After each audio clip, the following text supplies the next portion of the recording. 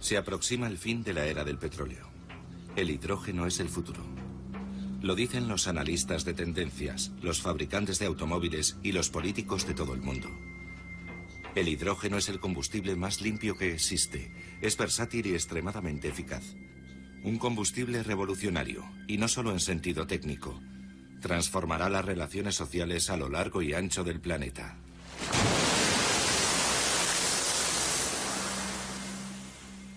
Quien controla la energía controla la civilización y la distribución de los bienes. Los pueblos menos poderosos son justamente los que no tienen potencia eléctrica. 2/3 de los seres humanos no han realizado una llamada telefónica en su vida. 1/3 de la humanidad no tiene acceso a la electricidad. Lo que tenemos que hacer es asegurar el acceso universal a la electricidad. Ese debería ser el objetivo. Todo el mundo debería de tener acceso a la electricidad gracias a la energía renovable del hidrógeno.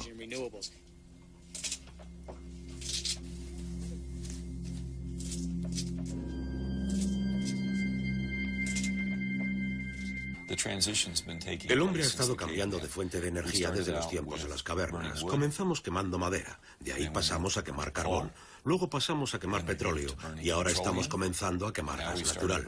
Cada uno de esos pasos ha significado menos carbono y más hidrógeno. De manera que de continuar con la tendencia se podría decir que la conclusión lógica para la humanidad es nada de carbono, solo hidrógeno.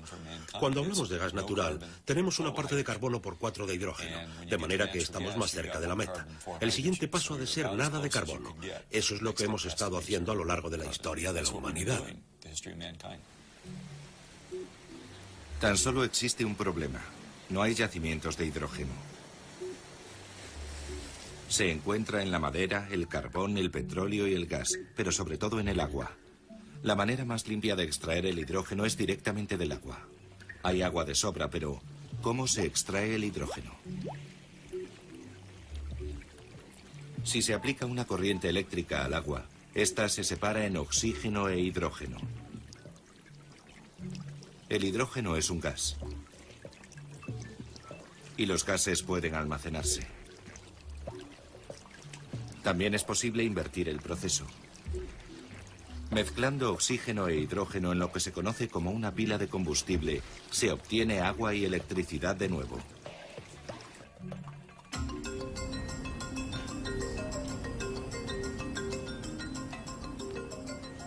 Parece extremadamente sencillo, una manera limpia de obtener hidrógeno. Pero para poder extraer el hidrógeno, se sigue necesitando electricidad.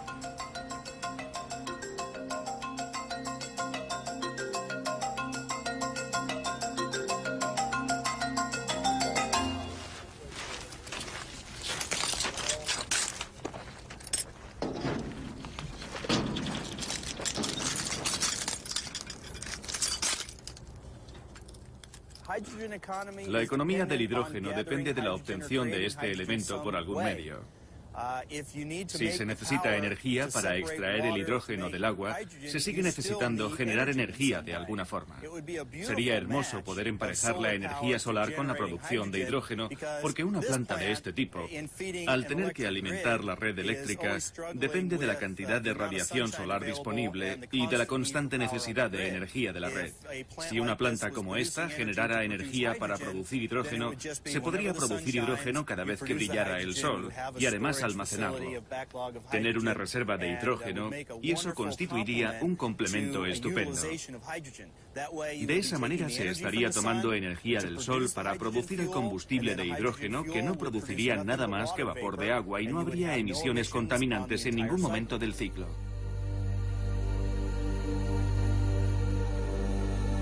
Obtener hidrógeno directamente de la luz del sol, una fuente limpia que genera un combustible limpio. Y las fuentes limpias y sostenibles parecen abundantes.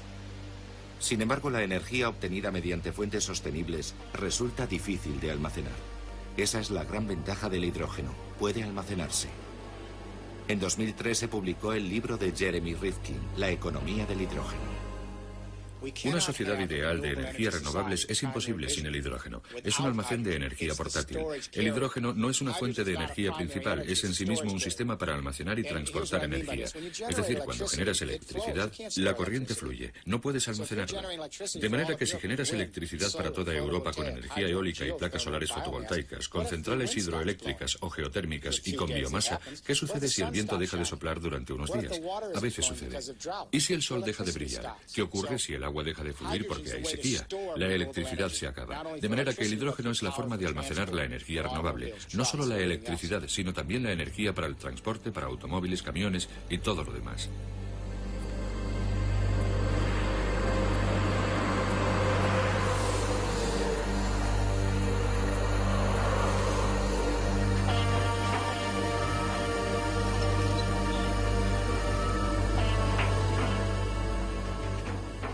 La mayor parte del hidrógeno que obtenemos ahora procede de la evaporación de hidrógeno del gas natural. El problema es que el gas natural escaseará más o menos a la vez que el petróleo, así que aunque lo usemos, será una especie de corto periodo de transición. También se puede obtener hidrógeno del carbón, pero entonces surge el problema del dióxido de carbono. Puedes utilizar la energía nuclear para la obtención del hidrógeno, pero el inconveniente es que no tenemos forma de deshacernos de los residuos nucleares. Eso es suficiente para aguarnos a la fiesta. No queremos cargar a las generaciones futuras con más residuos nucleares. Y en segundo lugar, todas las compañías para las que trabajo no quieren construir centrales nucleares. No se las pueden permitir. Son demasiado caras. Son demasiado caras. Trabajo con algunas de las mayores compañías energéticas del mundo. Ni una sola de ellas se plantea la construcción de nuevas centrales. Las empresas norteamericanas han perdido un tercio de su patrimonio en los últimos años. Tienen una crisis de liquidez. Están construyendo plantas de gas porque son baratas. Actualmente, a no ser que el gobierno y los contribuyentes quieran pagar por la energía nuclear, y no creo que queramos, no es una solución realista. Y además, la energía nuclear es incompatible con la seguridad nacional. La idea de construir un montón de centrales nucleares nuevas para obtener hidrógeno es una locura por la preocupación que hay ante las amenazas a nuestras estructuras energéticas. El 11 de septiembre fue un ataque contra los símbolos de Estados Unidos. Las Torres Gemelas y el Pentágono. Lo que ahora nos preocupa de verdad es que los próximos ataques sean contra las centrales de energía y las líneas de alta tensión que abastecen a la sociedad. Y un mundo lleno de centrales nucleares en Europa, América, Japón, como blancos para 2 o 3 terroristas que quieren hacer saltar por los aires una central nuclear es algo que nadie se imagina. Pienso que hay otra forma de hacerlo. Sabemos que hay otra forma de obtener el hidrógeno. Lo podemos sacar del agua. Tarde o temprano puede que incluso directamente de la luz solar. Hay experimentos en marcha, pero de momento está el agua. Tomamos energías renovables como la eólica, la solar fotovoltaica, la hidráulica, la geotérmica y la biomasa, tecnologías de energía renovable para generar electricidad de forma local cuando se pueda. Parte de la electricidad la utilizas al momento como energía. La electricidad que no necesitas, el excedente, las utilizas para electrolizar agua, tal y como hacías en química en el colegio, y te quedas con el hidrógeno. Y así tendrás energía almacenada. Islandia lo comprende y utiliza fuentes de energía limpia para producir hidrógeno. Este acontecimiento representa un hito histórico en la búsqueda de energía sostenible.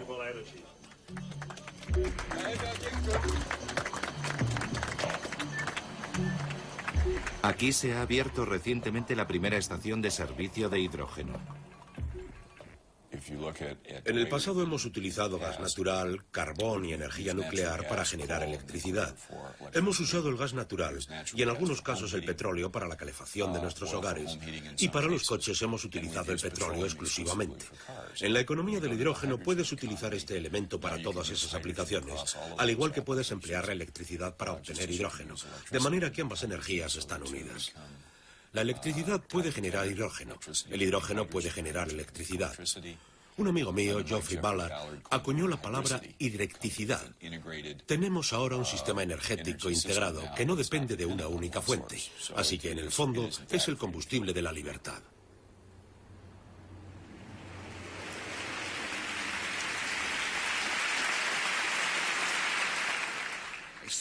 Una sencilla reacción química entre el hidrógeno y el oxígeno genera energía que puede utilizarse para mover un coche, emitiendo tan solo agua, no gases.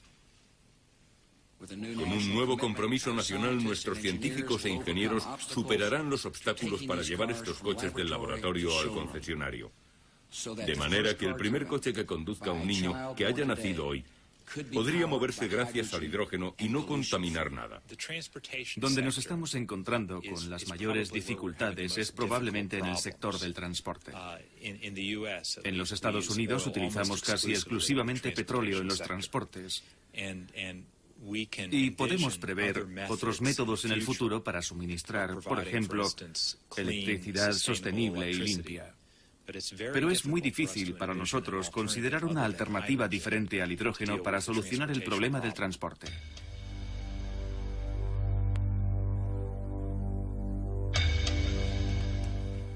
Estoy convencido de que los primeros coches de la próxima generación serán vehículos con pilas de combustible obtenido del hidrógeno. Creo que el primer coche de mi hija, que tiene 5 años, será un vehículo a pila de combustible. ¿Está trabajando en ello? Estoy trabajando para que eso suceda, sí. Las palabras del presidente Bush en su discurso sobre el Estado de la Unión parecen haber salido directamente del mundo industrial. En particular del mayor fabricante de automóviles, General Motors. Voy a proponer un fondo para la investigación de $1.200 millones para que Norteamérica pueda ser el líder mundial en el desarrollo de automóviles limpios propulsados por hidrógeno. No es de extrañar porque la General Motors invierte más en la tecnología del hidrógeno que todo el gobierno norteamericano. Y General Motors no es la única compañía que experimenta con el hidrógeno. El estado de California es una especie de campo de pruebas para los fabricantes de coches.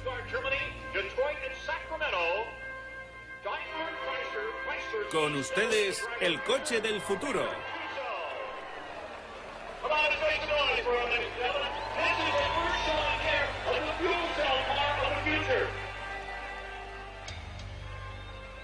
En los coches del futuro, los motores eléctricos sustituirán a los motores de combustión. La electricidad procederá de una pila de combustible de hidrógeno. Daimler Chrysler, Honda, Ford y General Motors, todos ellos desean comenzar a producir coches de hidrógeno. Nuestro objetivo es tener la tecnología lista y comenzar a llenar los concesionarios al comienzo de la próxima década. Eso no es mucho tiempo si consideras que lleva unos 4 años desarrollar y producir un coche. Así que aquí estamos hablando de conseguir algo para el 2010 o el 2011. Se trata de un periodo de tiempo increíblemente corto.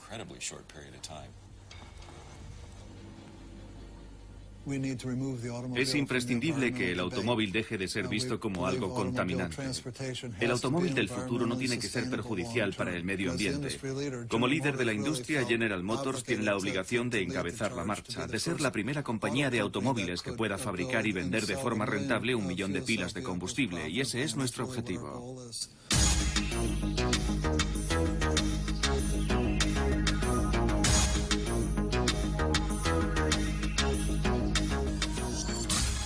Se trata de una reinvención total del automóvil. Solo va a conservar las 4 ruedas.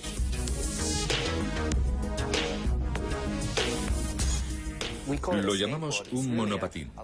La verdad es que se trata de una gran caja sobre 4 ruedas. En su diseño final tendrá un motor por rueda en cada esquina. Estamos convencidos de que así será. En cuanto a las pilas de combustible de hidrógeno, resultarían muy beneficiosas para el medio ambiente.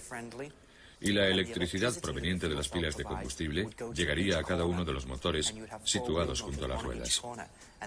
Esto aumentaría considerablemente la maniobrabilidad y la estabilidad del vehículo.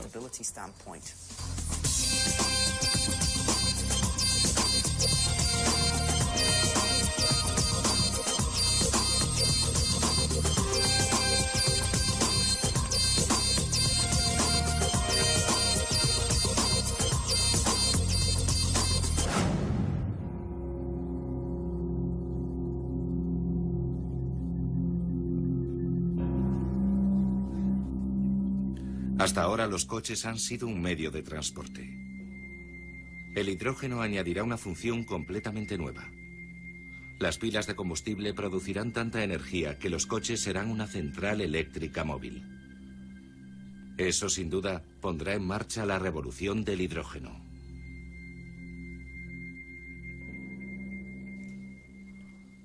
Habrá oportunidad de hacer muchas más cosas con tu coche. Se puede mejorar mucho la funcionalidad del vehículo si dispones de gran cantidad de energía a bordo.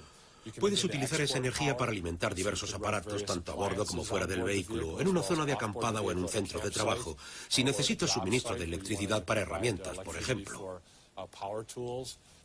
Así que podría coger el equipo de música de mi casa y ponerlo en el coche. Y enchufarlo y tener electricidad en tu acampada. O disponer de energía para una actividad que realices durante un picnic, pongamos por caso.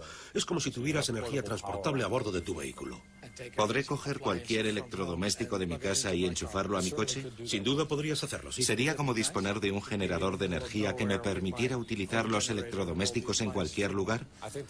Creo que al consumidor le gustaría que su coche fuera capaz de generar energía en cualquier lugar y para cualquier actividad.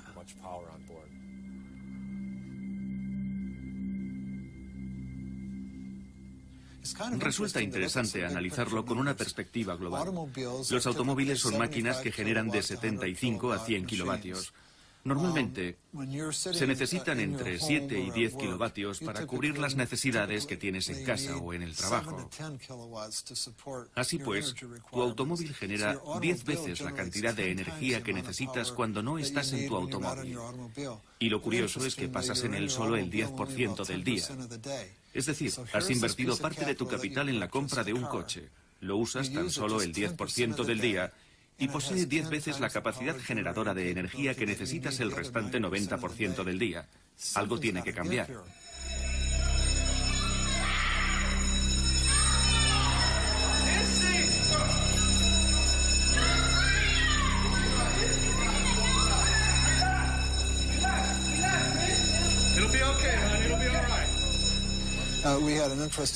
Los cortes en el suministro eléctrico que padeció el estado de California son un buen ejemplo. Si en aquel momento tan solo uno de cada 25 automóviles hubiera tenido una pila de combustible y esos vehículos se hubieran podido conectar a la red eléctrica de California, hubieran duplicado la capacidad generadora de energía del estado.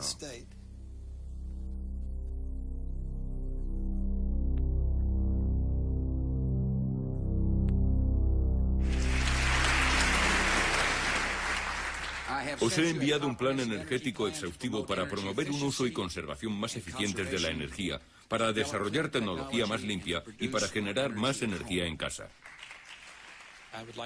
Me gustaría pensar que todo el mundo puede producir hidrógeno. El hidrógeno es uno de los elementos más abundantes del planeta. Y si tienes los medios para electrolizar el agua y generar energía, ya has dado un gran paso para resolver el problema energético y el problema medioambiental que lo acompaña. Una pila de combustible es lo que nosotros llamamos escalable. Es decir, que puedo fabricar una pequeña pila de combustible como esta para suministrar energía a una casa. Esta podría proporcionar energía a una vivienda y cabe en mi escritorio. ¿Podría suministrar energía a una casa? Sí, ahí tienes 10 kilovatios. De manera que podría dar energía a un hogar. Una más grande podría servir para un coche. Y así podemos aumentar el tamaño de la pila de combustible en función de la aplicación.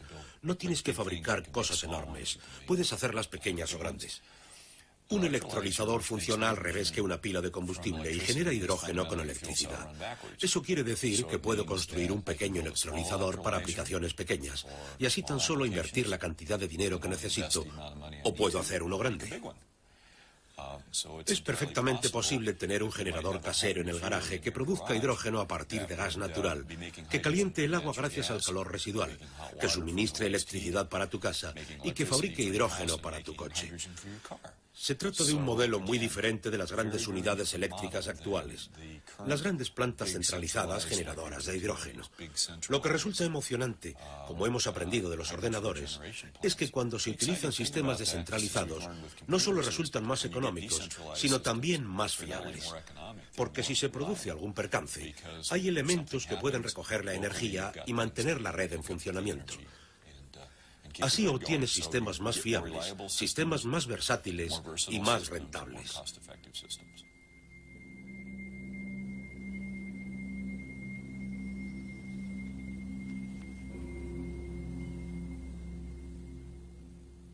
Se parece a la revolución informática. Creo que cuando fueron diseñados los primeros ordenadores para realizar algunos cálculos específicos, se comenzó a ver el potencial. Gracias al hidrógeno y a las pilas de combustible, a que las pilas de combustible pueden generar electricidad y que el hidrógeno puede extraerse de muchas fuentes de energía, creo que la gente creativa va a encontrar todo tipo de formas maravillosas para crear esa infraestructura. Le pondré un ejemplo. Resulta que los empresarios de todo el mundo están comenzando a hablar de algo llamado microredes, una red de electricidad propia compartida por un grupo de vecinos. Si se da por supuesto que dispones de un generador de electricidad en tu casa, estás fabricando hidrógeno. Además, podrías conectar tu coche a la casa. Por lo tanto, en tu vivienda dispones de diversas fuentes para generar electricidad. Podrías optar entre utilizar tu automóvil, usar la red eléctrica o un pequeño generador. Pero también podrías compartirla con tus vecinos.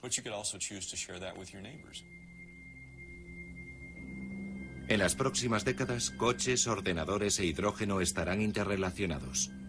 Jeremy Rifkin predice que una red de energía basada en el hidrógeno que cubriera todo el planeta permitirá distribuir la energía de manera democrática. Empieza a sonar como una verdadera revolución mundial, un nuevo orden mundial. Para entender la dimensión de esta revolución, debemos comprender que ahora mismo están convergiendo dos revoluciones tecnológicas. Los grandes cambios económicos en la historia se producen cuando se simultanean dos hechos. Uno, un cambio básico en la forma que tiene la gente de organizar la energía de la Tierra.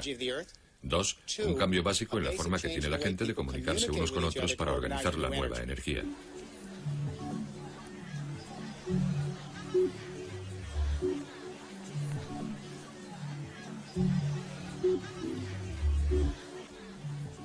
Me explico. Consigues tu pila de combustible para tu parque industrial, tu fábrica, tu casa o tu oficina.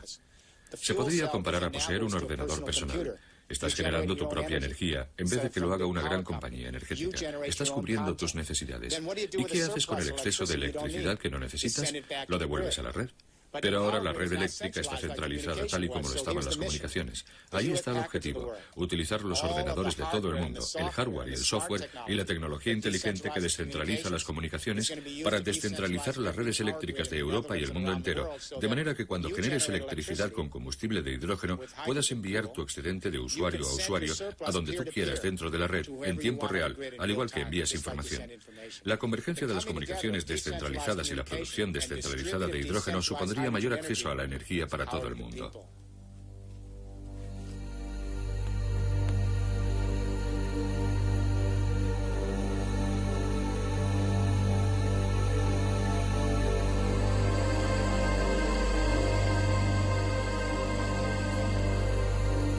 Energía, poder para la gente. Pero ¿cómo piensa Rifkin que funcionará? Las energías solar y eólica son fuentes sostenibles y disponibles en todo el mundo. Los países del tercer mundo están situados en las zonas más soleadas del planeta. El sol podría usarse para generar la energía necesaria para obtener hidrógeno. Estos países dejarían de ser dependientes del petróleo. Rifkin podría hablar de ello durante horas. El hidrógeno podría liberar al tercer mundo de su posición de dependencia para siempre.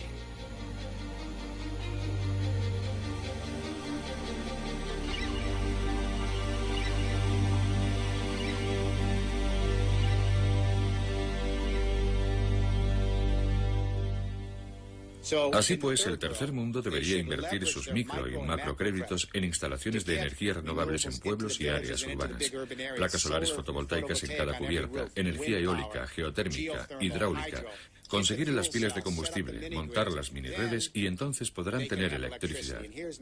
Y este es mi argumento. La razón por la que la gente carece de poder es porque no tiene energía. 2/3 de los seres humanos no han realizado una llamada telefónica en su vida. 1/3 de la humanidad no tiene acceso a la electricidad. Si te ves obligado a buscar estiércol, excrementos de vaca o leña durante 4 horas al día para cocer el arroz de tus hijos, no estás viviendo en el siglo XXI.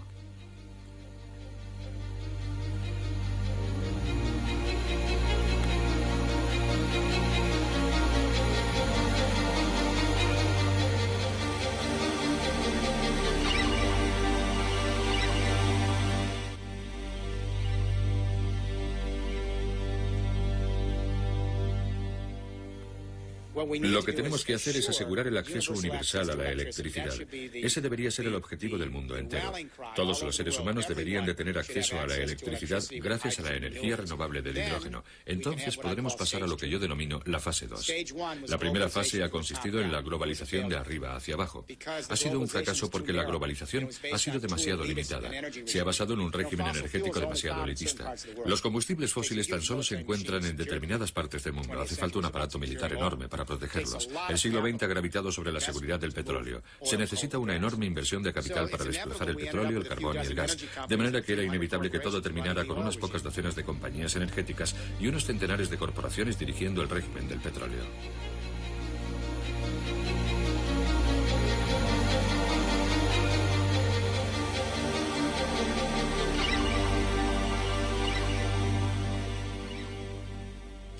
¿Cuál es la segunda fase?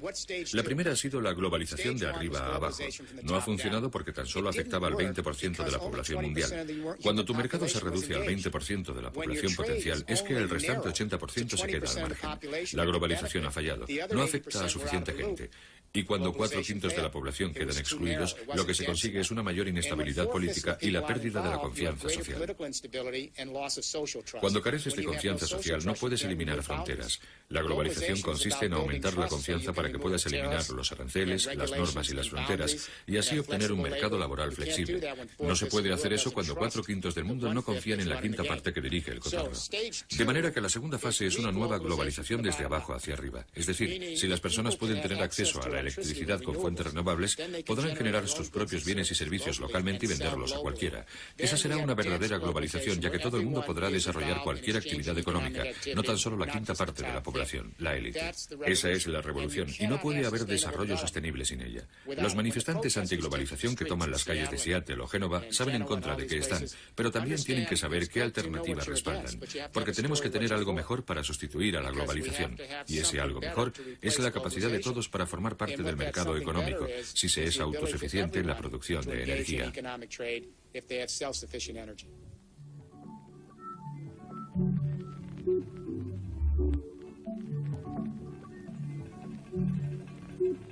Todo eso suena muy bien. El hidrógeno como el combustible limpio de la libertad. Sin embargo, es algo que todavía queda muy lejos.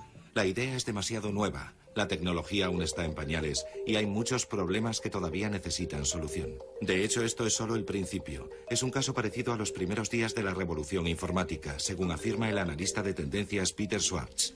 Todavía estamos en la fase inicial, como la informática en los años 60, cuando había grandes ordenadores centrales y solo empezábamos a vislumbrar los microchips. Era difícil imaginar que una década después iba a llegar el PC a transformar completamente el mundo de la informática, pero sí se podía ver que estábamos en las primeras etapas de algo, y eso es lo que ahora estamos empezando a percibir. Por ejemplo, es probable que las primeras aplicaciones de la pila de combustible no sean para los coches o los edificios, sino para los ordenadores portátiles, micropilas de combustible que pueden alimentar tu portátil, tu radio de campaña o tu PDA. Podrás poner una pequeña cápsula de combustible parecida a un mechero desechable en tu ordenador portátil y tendrás energía para 8 o 12 horas. Dirijo una empresa que está desarrollando esta tecnología, pero hay otras 20 que están haciendo cosas similares, fundamentalmente para productos electrónicos portátiles, porque las pilas clásicas no duran lo suficiente y no hay nuevas tecnologías para las baterías. Así pues, esa será la primera etapa, y entonces pasaremos a los edificios, veremos coches y un desarrollo gradual de la tecnología en este sentido y otros similares.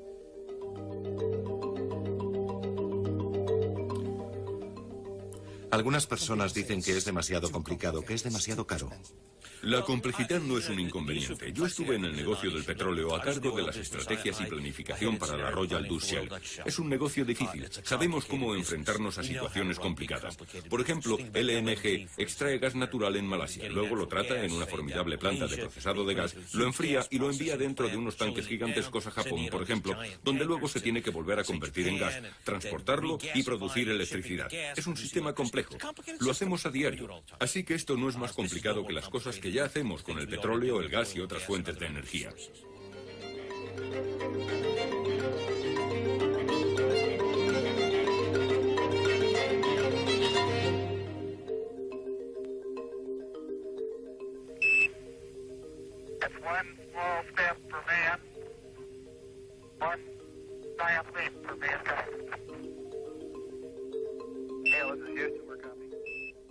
Creo que necesitamos un proyecto con las características del proyecto Apolo, es decir, la fuerza del proyecto Apolo estuvo en la suma de esfuerzos que lo respaldaron, gracias a los cuales se realizó una heroicidad. Y creo que la tarea a la que nos enfrentamos ha de tener esa dimensión, un proyecto que se defina con la misma claridad, que esté igualmente dirigido por una visión mucho más amplia y donde se inviertan los recursos necesarios para llevarlo a cabo, donde nuestra aspiración sea conseguir algo mucho más grande que la mayoría de las cosas que intentamos lograr, particularmente en una sociedad pública.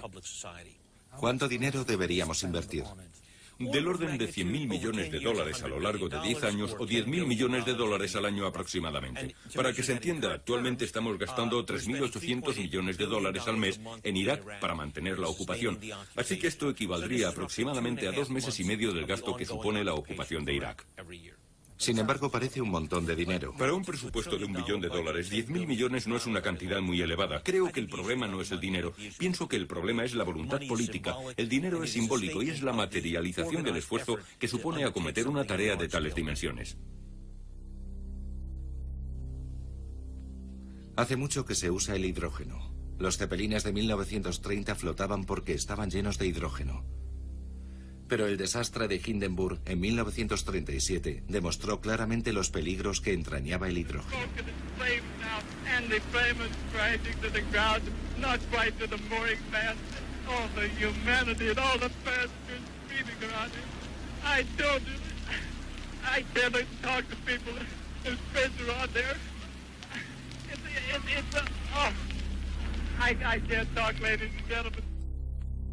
Sin embargo, en 1997, la NASA demostró que la causa del devastador incendio no había sido el hidrógeno, sino la pintura inflamable de la cobertura del Zeppelin.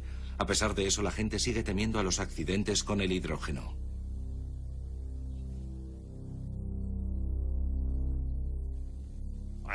Creo que el hidrógeno es en varios aspectos un combustible mucho más seguro que la gasolina.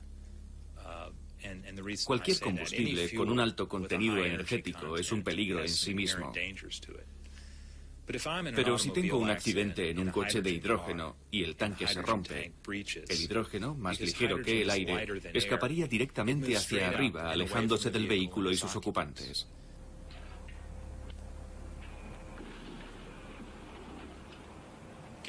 Con la gasolina, si tienes un accidente y el tanque se rompe, esta se derrama por debajo del vehículo y si prende, envuelve al vehículo y a sus ocupantes. Creo que los coches de hidrógeno pueden ser tan seguros, si no más, que los que conducimos hoy en día. ¿Cómo son de seguros los vehículos ligeros si te dan un golpe por detrás?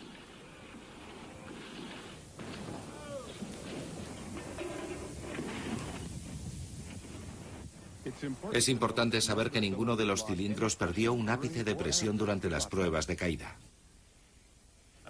Usamos gasolina y es explosiva. Usamos gas natural y ha habido explosiones. El hidrógeno no es más peligroso que cualquier otro combustible. Los combustibles arden. Eso es lo que se supone que deben hacer. Por lo tanto, el hidrógeno, como combustible, no representa un mayor peligro que cualquiera de los demás combustibles que ya utilizamos.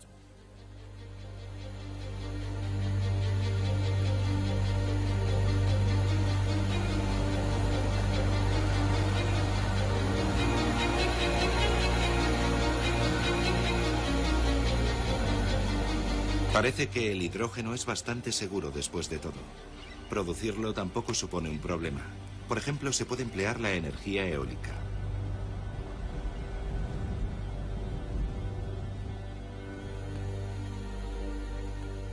En Estados Unidos existen diversos parques eólicos de gran tamaño.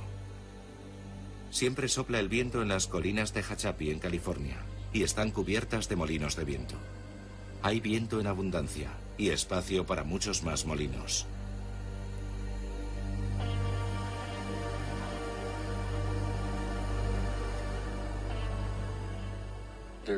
En Estados Unidos existen, de hecho, los suficientes recursos eólicos para generar toda la electricidad que necesitamos. Energía en abundancia, por tanto. Sin embargo, el mayor parque eólico del mundo tiene un problema ridículo. Las nuevas turbinas más grandes generan más electricidad de la que puede soportar la red eléctrica. Nuestro contrato con Edison es de 34 megavatios. Cada vez que montamos un molino nuevo, tenemos que cerrar muchos de los antiguos, porque no podemos sobrepasar ese límite. Así que casi todos los antiguos están apagados. Si los conectáramos, a Edison le daría un ataque. La red de alta tensión de esta zona no puede soportar más energía. Y en este momento, uno de los principales objetivos de mis jefes es la instalación de un nuevo tendido en la zona de Tehachapi, que lleve 2.500 megavatios adicionales de energía eólica.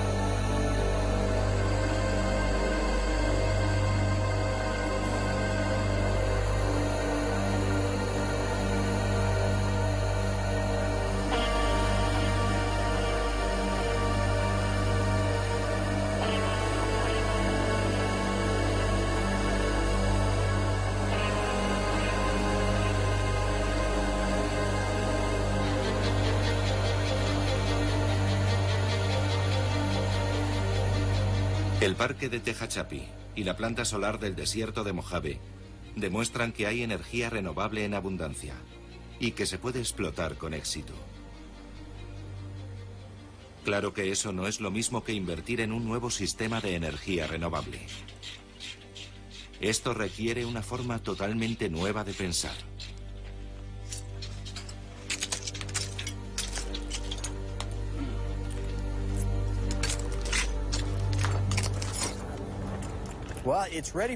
Está lista para su desarrollo y se conoce bien el aspecto económico. Es difícil competir en el mercado de combustibles fósiles, tanto en el norteamericano como en el mundial.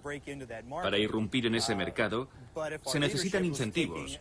Si nuestros dirigentes tuvieran una visión a largo plazo, entenderían que necesitamos más energías renovables. A corto plazo, inversores y empresarios sencillamente prefieren aquello que les proporcione el mayor beneficio inmediato.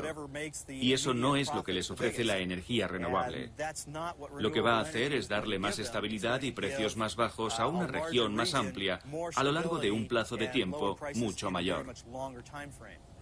¿Ese es el beneficio de las fuentes renovables? Exacto. Aparte de las puramente monetarias, hay otras ventajas relacionadas con el desarrollo regional. En lugar de importar combustibles fósiles y pagar al que los ha extraído del subsuelo y al que los ha transportado hasta aquí, ahora puedes usar mano de obra y recursos locales para construir este tipo de instalaciones, las cuales requieren un montón de mano de obra y profesionales del lugar para mantener su funcionamiento. Se utilizan los recursos locales y en lugar de enviar esos dólares y recursos adicionales al extranjero, puedes reinvertirlos en tu proyecto y conseguir un efecto multiplicador. Como siempre, para que la revolución del hidrógeno pueda tener éxito, es vital que los gobiernos tengan una visión a largo plazo. Se trata de una verdadera revolución.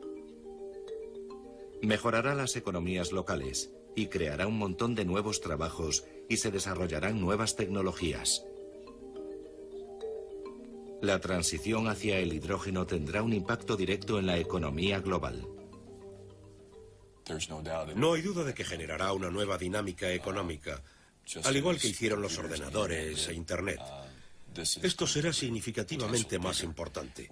Por ejemplo, 1 de cada 7 puestos de trabajo en los Estados Unidos pertenece a la industria automovilística. Si le sumas los sistemas eléctricos y todas esas cosas, estás hablando de una parte muy importante de las economías modernas, ya sea en Estados Unidos, en Europa o en Japón. O, de hecho, de un segmento en crecimiento del mercado chino y otros mercados. Así que sí es un cambio histórico, muy similar a la llegada de la electricidad, muy similar a la invención del automóvil y el petróleo. Tiene esa envergadura. La tercera revolución industrial vendrá de la mano de la unión de dos factores, la descentralización de las comunicaciones y la capacidad de compartir energía de forma horizontal por todo el mundo. Tendrá un impacto tan potente como la unión de la revolución de la imprenta con la máquina de vapor y el ferrocarril, que fue la primera revolución industrial y cuyo efecto multiplicador se materializó en el siglo XIX. La segunda revolución industrial tuvo un impacto tan potente por la unión del telégrafo, el teléfono y la electricidad con el petróleo y el motor de combustión interna, un efecto multiplicador que definió el siglo XX. Así que estamos al borde de la tercera revolución industrial, la comunicación descentralizada para reconfigurar nuestro régimen de energía, de manera que tengamos una distribución descentralizada del hidrógeno.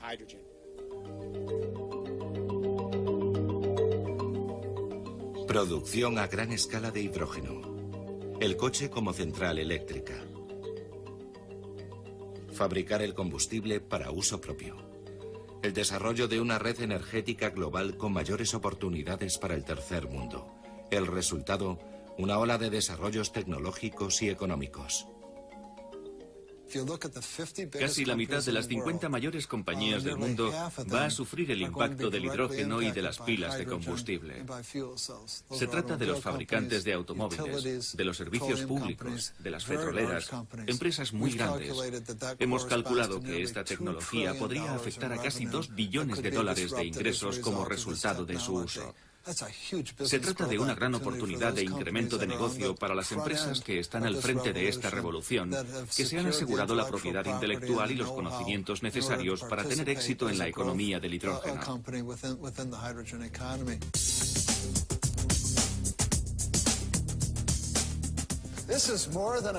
Esto es más una tecnología que un ejercicio de diseño.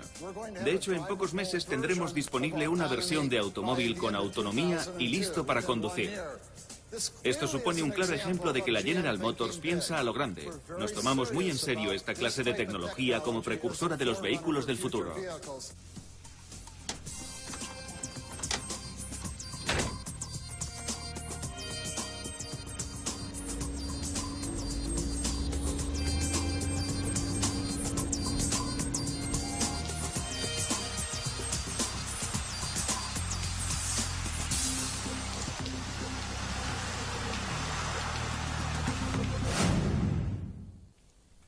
Por un lado, doy la enhorabuena a Dutch Shell y a British Petroleum. Se han adelantado 8 años a la tendencia y vislumbran la transición hacia las energías renovables y el hidrógeno. Por otro lado, me preocupan porque ya han patentado muchas de las tecnologías renovables. Tienen licencias para el hidrógeno. ¿Van a dirigir el sistema? Al principio a las empresas energéticas y a las de servicios públicos no les importaba el hecho de que se generara y se compartiera la energía a pequeña escala. No lo veían como una amenaza. Luego dijeron, espera un momento, ¿qué pasará si todo el mundo genera su propia energía? ¿Qué hacemos? Últimamente las empresas se están interesando por las pilas de combustible porque tienen tan poca liquidez que ni siquiera pueden construir centrales eléctricas alimentadas por gas. Pero quieren controlar las pilas de combustible. Así que ahora las compañías para las que trabajo están diciendo, mira, nos gustan las pilas de combustible, las pondremos en tu hogar y no tendrás que pagar por la instalación. Pagas cada mes la energía que consumas y te ponemos la pila de combustible en tu casa, en tu oficina, en tu fábrica. Un ordenador devolverá el excedente a la red eléctrica y te haremos una rebaja en la factura. Lo que yo sugiero y lo que he dicho en mi libro es que los usuarios se organicen como un movimiento político para no ser las víctimas de un proceso que podría permitir a la gente controlar la energía. En Europa, por ejemplo, eso se traduciría en que grandes cooperativas de productores y consumidores pongan de acuerdo a todos sus miembros para que compren pilas de combustible y puedan generar electricidad. Y luego negocien con las compañías el uso de la red eléctrica. En mi país, los promotores inmobiliarios van a tener que ir a las compañías eléctricas y decir, miren, estamos construyendo 2000 viviendas en este lugar, instálenos la tecnología de las pilas de combustible de forma gratuita y firmaremos un contrato por 30 años. Les venderemos a ustedes nuestra energía. Dicho de otra forma, vamos a necesitar un movimiento colectivo que organice a los consumidores de manera que puedan ejercer un control sobre su energía.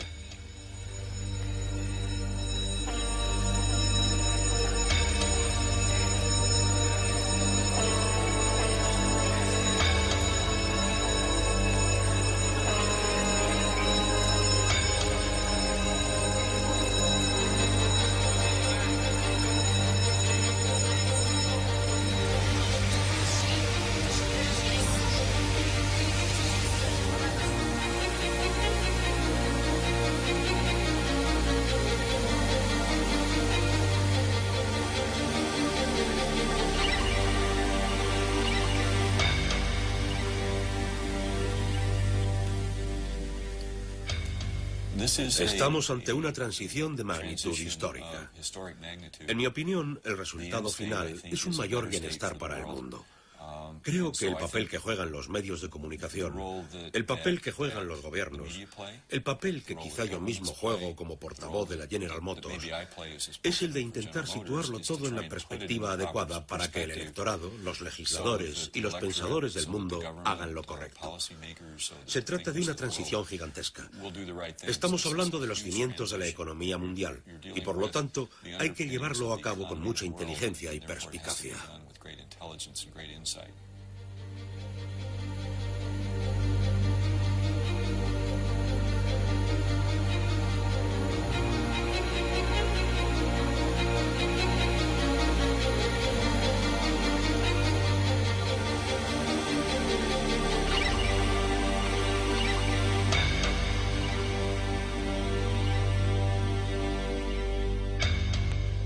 El espíritu humano ha pasado por una gran revolución en los últimos 2 siglos a raíz de las revoluciones francesa y americana, la idea primordial del sufragio universal, mediante la cual todo el mundo tiene el derecho inalienable a que su opinión tenga relevancia política. Durante 2 siglos hemos difundido este concepto de democracia por todo el mundo. Hoy todavía no ha llegado a todas partes, pero va a llegar a Oriente Medio y a China. Hemos soñado con la idea de que todo el mundo cuente. Primero fueron los hombres blancos y luego se incorporaron las personas de diferentes razas, las mujeres y las minorías. Pero estamos expandiendo el concepto. El problema es que ha existido una contradicción entre nuestras aspiraciones políticas y nuestro régimen energético, ya que mientras nos mantengamos en el sistema energético de los combustibles fósiles, las cosas seguirán yendo de arriba a abajo. Ese régimen tiene que ser controlado por una élite porque los combustibles fósiles se concentran en ciertas partes del mundo. Así que hemos estado viviendo en un mundo en el que nuestro régimen energético ha creado una infraestructura económica contraria a nuestras aspiraciones democráticas.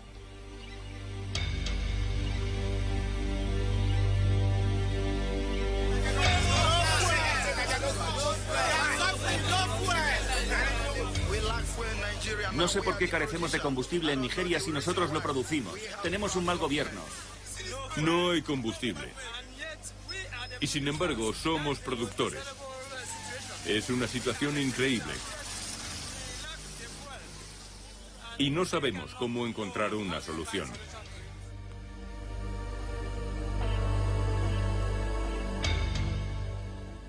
Con el hidrógeno tenemos una oportunidad, entre comillas, para hacerlo bien, porque el hidrógeno está en todas partes y las energías renovables también pueden estar en cualquier parte. Podríamos generar y compartir energía de manera descentralizada con la ayuda de las nuevas comunicaciones por Internet. Se trata de una oportunidad. El que se lleve a cabo o no va a depender de que las próximas 3 o 4 generaciones de seres humanos lleguen al acuerdo de organizarse de forma colectiva, de manera que controlemos la energía que generamos.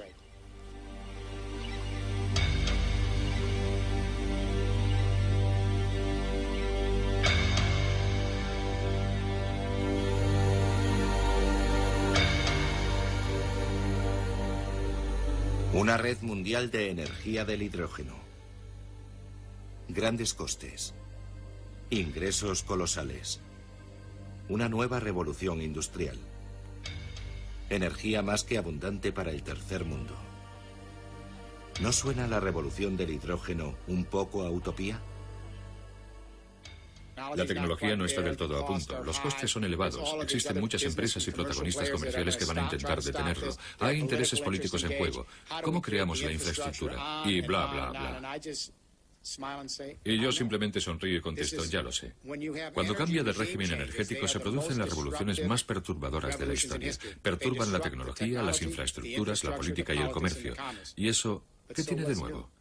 Podrían haber surgido las mismas dudas, las mismas inquietudes cuando James Watt patentó la máquina de vapor diciendo, oh Dios mío, ¿cómo vamos a pasar de la madera al vapor? Vamos a tener demasiados problemas que no podremos resolver. Pero lo hicimos.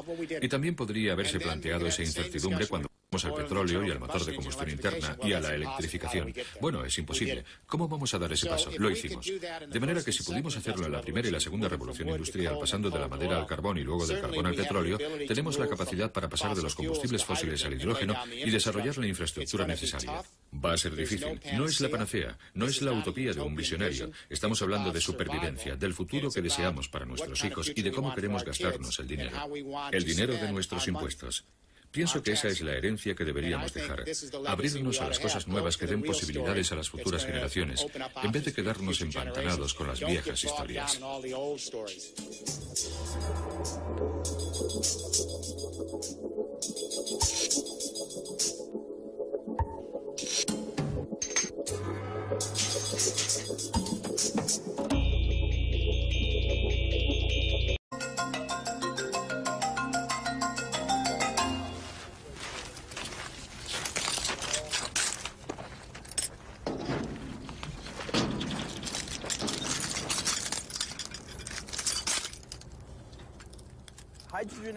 La economía del hidrógeno depende de la obtención de este elemento por algún medio. Si se necesita energía para extraer el hidrógeno del agua, se sigue necesitando generar energía de alguna forma. Sería hermoso poder emparejar la energía solar con la producción de hidrógeno, porque una planta de este tipo, al tener que alimentar la red eléctrica, depende de la cantidad de radiación solar disponible y de la constante necesidad de energía de la red. Si una planta como esta generara energía para producir hidrógeno, se podría producir hidrógeno cada vez que brillara el sol, y además almacenarlo, tener una reserva de hidrógeno, y eso constituiría un complemento estupendo. De esa manera se estaría tomando energía del sol para producir el combustible de hidrógeno, que no produciría nada más que vapor de agua y no habría emisiones contaminantes en ningún momento del ciclo.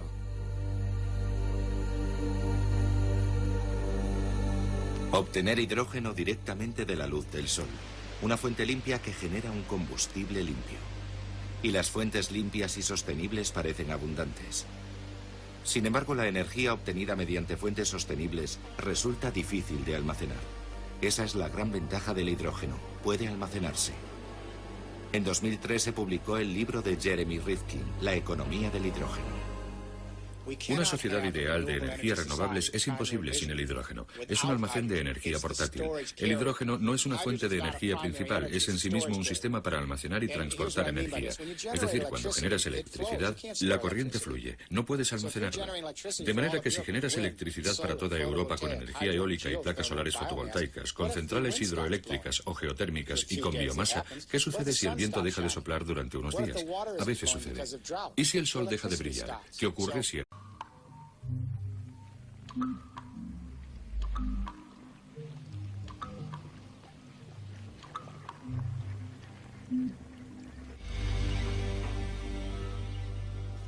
Se aproxima el fin de la era del petróleo. El hidrógeno es el futuro. Lo dicen los analistas de tendencias, los fabricantes de automóviles y los políticos de todo el mundo. El hidrógeno es el combustible más limpio que existe. Es versátil y extremadamente eficaz. Un combustible revolucionario, y no solo en sentido técnico. Transformará las relaciones sociales a lo largo y ancho del planeta.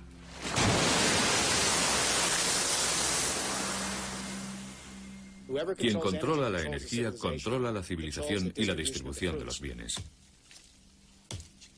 Los pueblos menos poderosos son justamente los que no tienen potencia eléctrica. 2/3 de los seres humanos no han realizado una llamada telefónica en su vida. 1/3 de la humanidad no tiene acceso a la electricidad. Lo que tenemos que hacer es asegurar el acceso universal a la electricidad. Ese debería ser el objetivo. Todo el mundo debería de tener acceso a la electricidad gracias a la energía renovable del hidrógeno.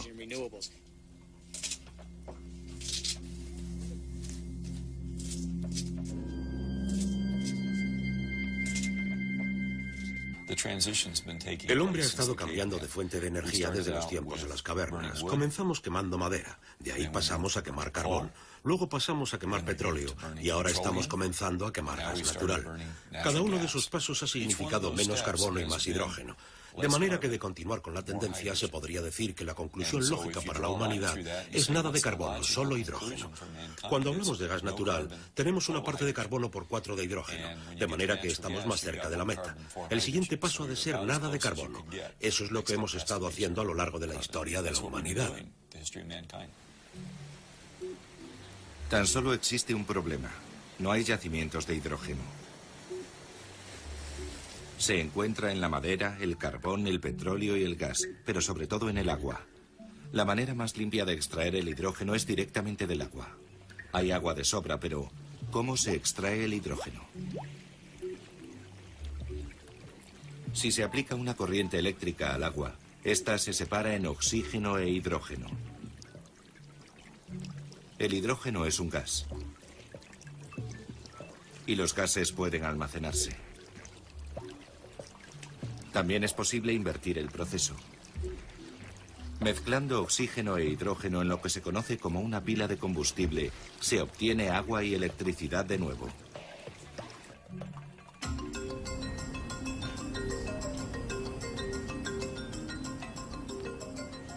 Parece extremadamente sencillo, una manera limpia de obtener hidrógeno.